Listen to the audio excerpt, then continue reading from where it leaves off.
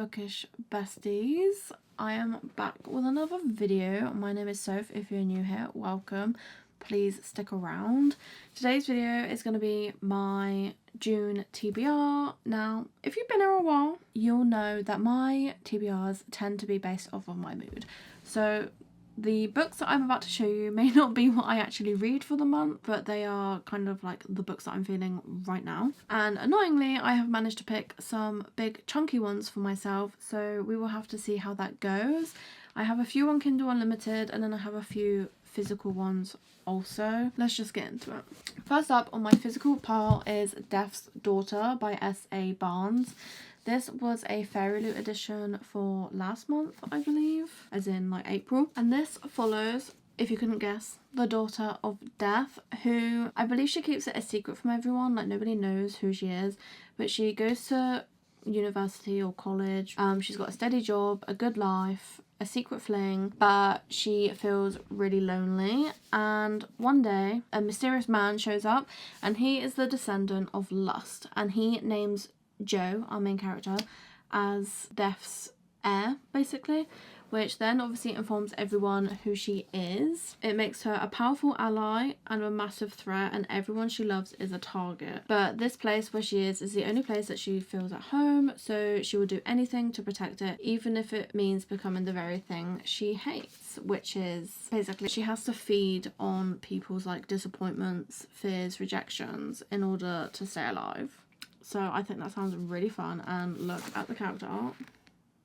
Yes, give me that right now. We then have, and I cannot even believe that I haven't read this yet, and this is also so heavy I feel like I can knock someone out with it. Brimstone by Callie Hart. This is a sequel to Quicksilver, which if you were around when I read Quicksilver, either on here or on my TikTok, which is primarily the place where I wouldn't stop talking about it, you'll know that I gave Quicksilver a 5-star last year, and this is obviously the sequel following on from where we left off. I can't go into too much detail, but in case you haven't read Quicksilver, but it's amazing. I absolutely love that book. I love our character. I love our like side characters as well. They're really funny and actually give a lot to the like story and atmosphere. And I also love our main male character, Kingfisher. So I'm very excited to dive back in, but I've been putting it off because some people have said that it's not great, or they were disappointed. So I'm a bit nervous, but I really want to read it. And I'm pretty sure I have the audiobook for that one. We then have another sequel, which is Furybound by Sable Sorensen. I read Direbound earlier on in this year, absolutely fell in love with it. It really is like Fourth Wing, but with direwolves, and make it more gory. So this one, again, we're just jumping back in, following the repercussions of what happened at the end of Direbound. But essentially, it follows Merrin, who basically, in this world, there's the army, and then there is these siphons, which the army is fighting. And within the army, one of the like sectors is riders of direwolves, and they bond with direwolves at a random point when the direwolves choose, kind of like the dragons in Fourth Wing. And Merrin's sister gets kidnapped by these siphons, so she decides that she needs to get to the front line, and to do that she is going to, basically she's going to sign up for the army. But unfortunately, she picks the time where there is bonding trials, and she ends up having to go through the procedure of potentially bonding with a direwolf. She's like, I don't want that. I just want to get to the front lines to try and be at the main point where I can find my sister. But then a direwolf chooses her, and it is all going from there. Very action-filled. There is a bit of gore, but I really enjoyed it. I love the characters again, and I love the world building, and I just love direwolves anyway. So that's really fun. So this is just carrying on from where we left off, I believe. This one I kind of just threw in. I don't know if I'm going to get to it or not because it is another chunky fantasy.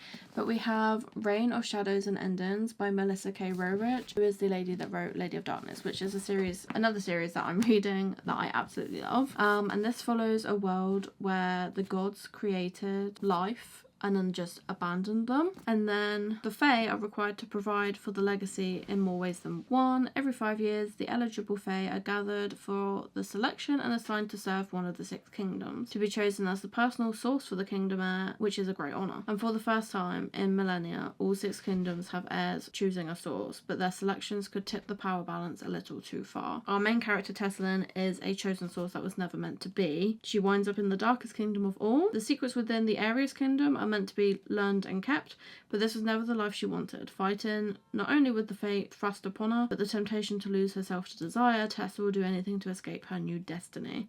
I think it sounds really, really good. And I think it is like an enemies to lovers, which is even better. And then the other one that I have physically, but I do not have up here with me, that I would really like to read is Shield of Sparrows by Devney Perry, because the second book came out and I've heard a lot of good things. So I would really love to read that this month. And I do have the audiobook as well.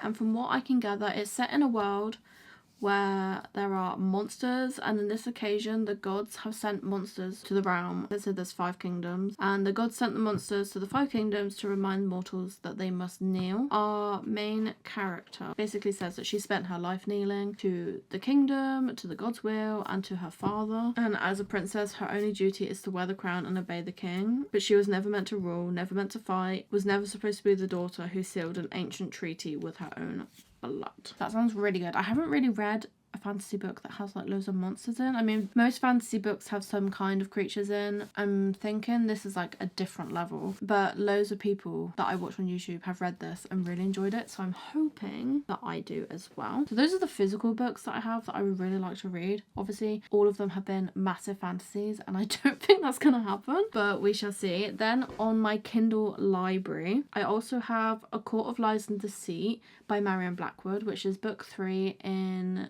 the Flame and Thorns series, and this series basically follows a world where dragon shifters are like up here. So the dragons are up here, they rule.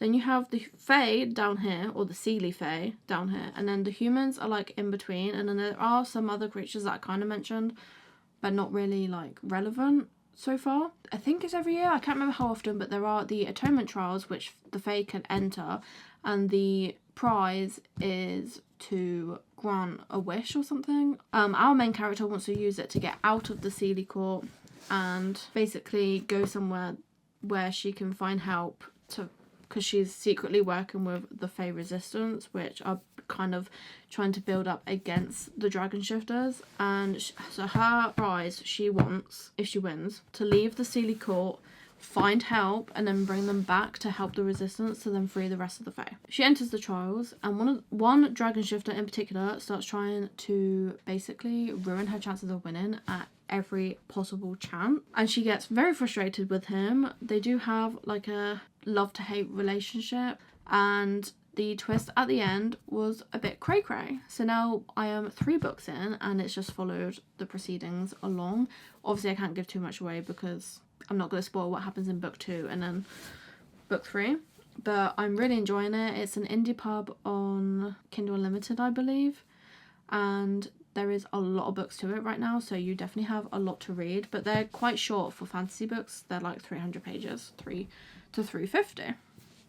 So love that one. We then have my book club book pick for this month, which is Elsie Silver's Fever Dream, a new cowboy romance set at Emerald Lake. So this follows a bull rider, Emmett, who is not looking for love, but he does need a paycheck, so he does sign up to be on a reality romance show, and he thinks it's basically gonna all be for show. He just wants to do it, complete his contract, get the paycheck. Then Julia Silver walks onto his property, and she is the location consultant for this show, so she's going to be around a lot.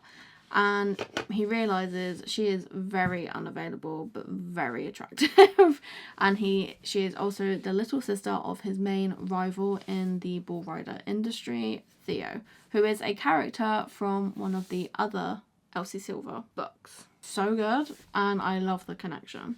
So we have rivals to lovers basically, because her brother is Emmett's biggest rival in the industry, so she's basically untouchable in his eyes, but we shall see. And then last but not least, I would really love to finish Keeping 13 by Chloe Walsh, which I feel like everyone and their mum knows Binding 13 and what that follows, but I'll give you a quick rundown. We have our main female character, Shannon. She has a very rough life at home. She got severely bullied at her old school, and things are just not great. It has some really hard-hitting topics in it, actually. And then we have our boy, who is basically a football superstar. He's been training with some big leagues through the summer, comes back to school, and then accidentally knocks Shannon out on her first day with a football. And so it ensues. And these books are so big, but they really do need to be. They cover so much, and you really feel for the characters. I genuinely was bawling my eyes out when I finished Binding 13, which is why I've taken a break from Keeping 13, because I was like, I just need a little mental break, you know? I want to go back to it when I'm ready, and I'm hoping it is this month, because I really would like to say that I've wrapped up their story. I don't know if I'm going to continue with the rest of the series, because I know that each pairing follows a different set of couples. We shall have to see. But that is it for my TBR this month. It's very long. I don't know how much of it I will get done, but I will try and do a reading wrap up for you when I am done. If you like this video, please give us a big thumbs up. It really helps, and I really hope to be more productive and frequent in my uploads, so it would really give me the nudge that I need to get this done. Don't forget to stick around and press the subscribe button before you leave so you don't miss the next video. Bye guys!